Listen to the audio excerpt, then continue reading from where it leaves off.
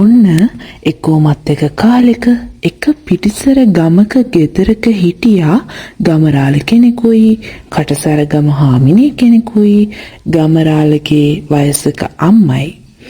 ඉතින් මේ අය ගොඩාක් මහන්සි වෙලා වැඩ කරලා තමයි ජීවත් වුනේ. ගමරාලේ හැමදාම මෙහෙම වැඩ කර ඉඳලා විතරක් නම් හරියන්නේ නැහැ. මොකද හාමිනේ එකපාර මෙහෙම කතාවක් කිව්වේ?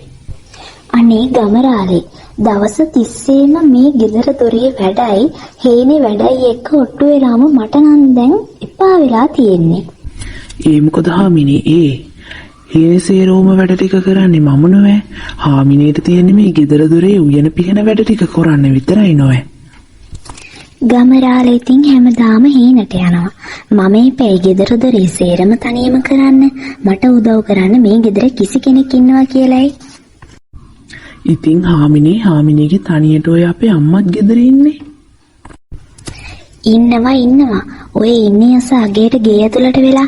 මොකද ඉතින් ගෙදර හිටියා කියලා මට මේ වැඩකට උදව්වක් කරන එකක් යයි. අම්මට දැන් වයසයිනේ හාමිනේ. උන්දට පුළුවනයි මේ ගෙදර දොරේ වැඩ කරන්න. ගමරාලේ ඉතින් හැමදාම කියන්නේ ඔය එකම කතාව නෙවෙයි. ඉතින් නරක දොරේගේ අම්මා පුළුවන් විදියකට මේ ගෙදර වැඩ කරන්න මට පොඩ්ඩක් උදව් කරාන.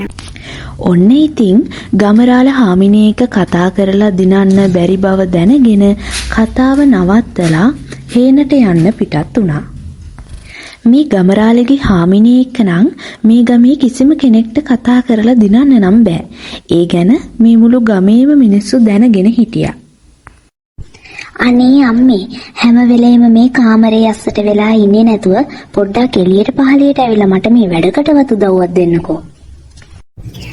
අනේ දුවේ මට දැන් ඉස්සර වගේ වැඩ කරන්න බෑ. මගේ මුළු ඇඟම රිදෙනවා දරුවෝ. මම දැන් හරියට ඇවිද ගන්නෙත් අමාරුවෙන්. මේ ධනිස් අමාරුව හින්දා. හැමදාම ඉතින් මම වැඩක් කිව්වොත් තමයි අම්මට ඔය ඔක්කොම අමාරු හැදෙන්නේ. මේක මහ පුදුම කරදරයක් වුණානේ. අනේ එහෙම දෙයක් නෑ පුතේ. මගේ මේ ඇඟට ටිකක් අමාරුයි. ඒකයි.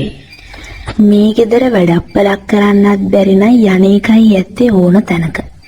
අපිට මේ කාටවත් නිකන් කන්න බොන්න දෙන්න ඕනකමක් නැහැ. මේ ගෙදර ඉන්න ඕන නම් කන බොන වියදම පිරිමහන්න හරි සල්ලි ටිකක් හොයලා ගෙනත් දෙන්න වෙයි. අනේ දුවේ මේ ගෙදර ඉන්නේ නැතුව මං කොහේ කියලා යන්නද? මට කියලා ඉන්නේ මගේ පුතා විතරයිනේ. අනේ අම්මේ බොරුවට කියවන්න එපා. ඔය කංකෙන්දරිල්ල නවත්තලා ගමරාලේ එන්න කලින් යන දේවාලෙක යනවා හොඳයි.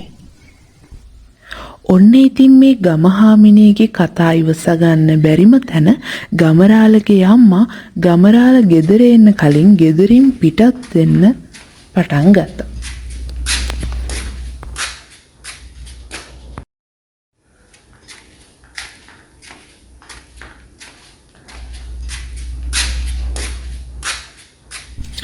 හාමිනේ මොකද අද මේ අපේ අම්මා පේන නැත්තේ? මං ගෙදර හැම තැනම බැලුවා. කොහෙවත් හිටියේ නෑනේ. අනේ ගමරාලේ මට ඔහෙට කියන්න අමතක වුණානේ. අම්මා අද උදේම ගියා කොහෙද නෑදෑ ගෙදරක යන්න ඕනි කියලා. මං තනියම යන්න එපා කියද්දි මං කියන දේවත් අහන්නේ නැතුව තමයි යන්න ගියේ. මේ හදිස්සියේ කාගේ ගෙදරක යන්නද? හාමිනේට කීවේ නැද්ද කවද්ද අම්මා එන්නේ කියලා? අනේ මන්දා. අනේ නෑ ගමරාලේ දවස් 2-3ක් ඉඳලා ගෙදර එන කතාවක් තමයි කීවේ ගමරාලේ. අම්මා ඉතින් ගෙදර හිටියත් කාමරයට වෙලා නිකන්නේ ඉන්නේ. මේ දවස් ටිකට අපි ගෙදර කෑම වියදම් හරි ඉතුරු වෙන්නේ නැතයි.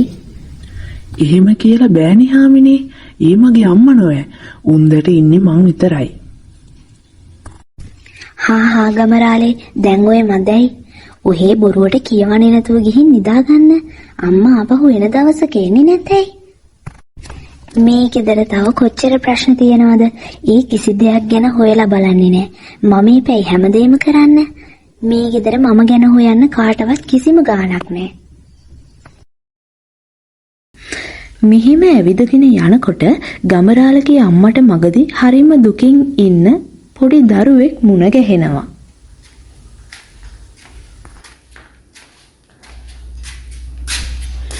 අනේ ඇයි පුතේ ඔයා මෙහෙම දුකින් ඉන්නේ? ඔයාට කරදරයක්වත් වුණාද? අනේ අත්තම්මේ මම මේ කැලේ ඇතුළට ආවේ මගේ පුංචි බලු පැටියත් එක්ක සෙල්ලම් කරන්න හිතාගෙන. එකපාරට කැලේ මැදින් ආපු සද්දයකට බයි බලු පැටිය කොහෙට හරි දෙව්වා. අනේ යා තාම ආවේ නැහැ. අනේ අඬන්න එපා පුතේ. ඔයාගේ බලු පැටිය මේ ළඟම ඇති. එන්නකෝ අපි ටිකක් බලමු. අත්තම්මේ අන්න ඉන්නවා මගේ බින්දු.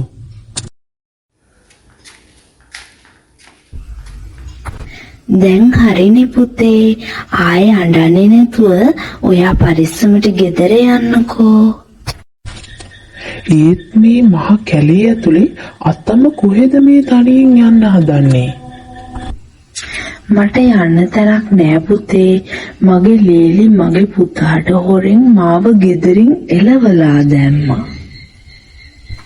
අනේ අත්තම්මේ අත්තම්මට යන්න තැනක් නැත්තම් එන්න යමු මං එක්ක අපේ ගෙදර. අනේ බෑ පුතේ. ඔයා දැන් පරිස්සමින් ගෙදර යන්නකෝ. ඔන්න ඉතින් මේ විදිහට ගමරාලගේ අම්මා අර පුංචි පුතාට සමුදීලා කැලේ මැදින් ආයෙමත් යන්න පිටත් වුණා. මෙන්න මෙහෙම යනකොට මේ ගමරාලගේ අම්මට හොරු දෙන්නෙක්ගේ රහස් කතාවක් අහන්න ලැබුණා. කලු අපි මේ වස්තුවට දැන් මොකද කරන්නේ? මේ වෙලාවේ අපි මේක අරන් ගමට ගියොත් ගමේම මිනිස්සු මේ ගැන දැනගනීවි. ඊට පස්සේ ඉතින් මේක රජතුමාගේ කනට ගියොත් අපි දෙන්නට මැරෙන්න තමයි වෙන්නේ. ඒකනේ බණ්ඩෝ මාත් කියන්නේ අපි මේ බිසෝන් වහන්සේගේ මාලේ හොරකම් කරා කියලා රජතුමා දැනගත්තොත් අපිට පණ පිටින් ඉන්න නම් දෙන එකක් නැහැ. මං කියන්නම් වැඩක්. අපි මේ මාලේ කැලේ හංගලා ගිහින් හෙට උදේම ගමෙන් පිට වෙලා කොහොම හරි මේක අපි සල්ලි කරගෙන එමු. ඒ අදහස නම් හොඳයි මලයෝ. අපි එහෙනම් එහෙම කරමු.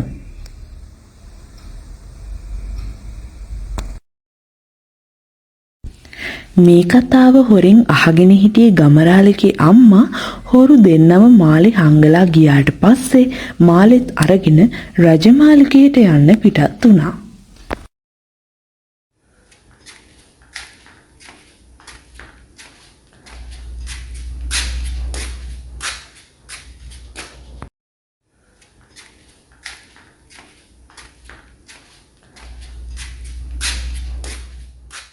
මේ පැත්තට කවුරු හරි එනවා වගේ.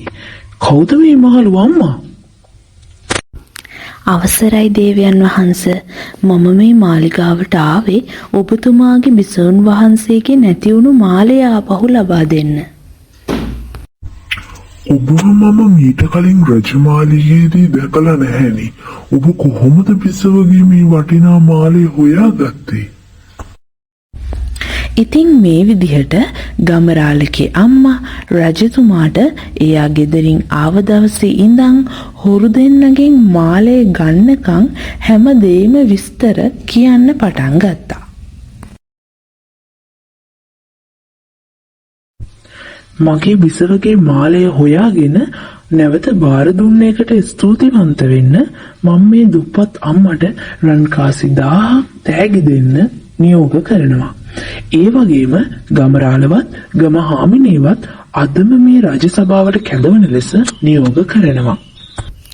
අනේ දේවයන් වහන්ස මගේ පුතාට කිසිම දඬුවමක් දෙන්න එපා. ඔහු දන්නේ නෑ ඔහුගේ බිරිඳ මාව ගෙදරින් එලවා දැමුවන් කියලා. මේ අම්මා කිසි දෙයකට කනගාටු වෙන්න එපා. මම හැම දෙයක්ම විසඳලා දෙන්නම්. අවසරයි දේවයන් වහන්ස.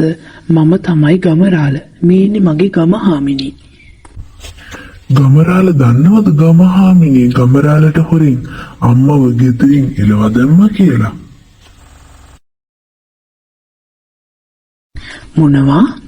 ඊගෙන මම දැනගෙන හිටියේ නෑ දේවයන් වහන්ස. හොඳයි. ඔබ දැන් දන්නවනේ මොකද්ද වෙලා තියෙන්නේ කියලා? මම අනකරනවා නැවත ඔබේ මව නිවසට කැඳවාගෙන යන ලෙස.